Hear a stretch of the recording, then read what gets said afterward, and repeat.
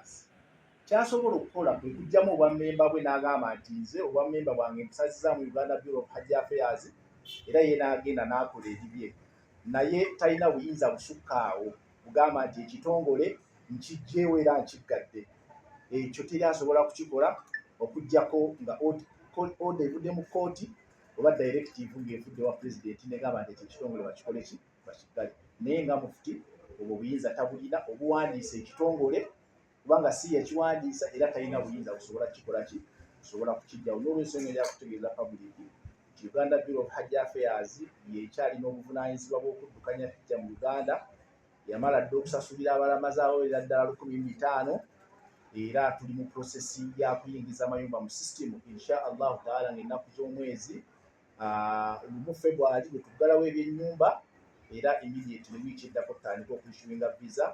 zaabo abagenda okukola hijja n'olwensonga eyo ebigambo ebyayogeddwa mufuti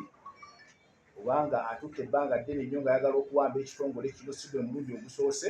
paka lwatuuse ku leva erangirira nti akikoze eki akiwambye naye twagala omutegeeza nti obuyinza obwo tabulina era ekitongole bwekiri era kiddukanya emirimu gyakyo nga bwe kibadde kikola ki bitambuzibwa. Assalamu alaikum warahmatullahi wabarakatuh. Ebigambo ebyobulimba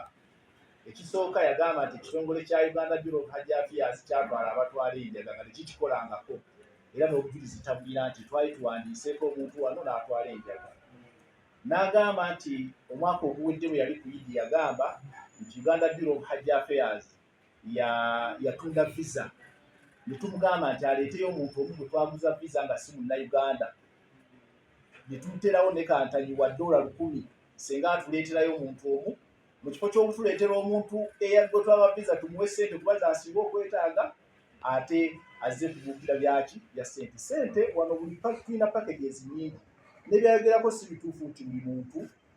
tumuggyako $1 meka tumuggyako $1,000 kubanga ssente ze tukyajinga abantu buli mwaka zimanyiddwa mu butongole era tufuna directive okuva mu Ministry of Hajj Affairs ne company gye tuba tukolaganye naye ne tulangirira ebisale era n'ebisale eby'omwaka guno insha allahu taala ebisembayo package nga bw'eneebeera tugenda girangirira mu kikola ku lw'olunaku lw'okusatu ey'omwaka guno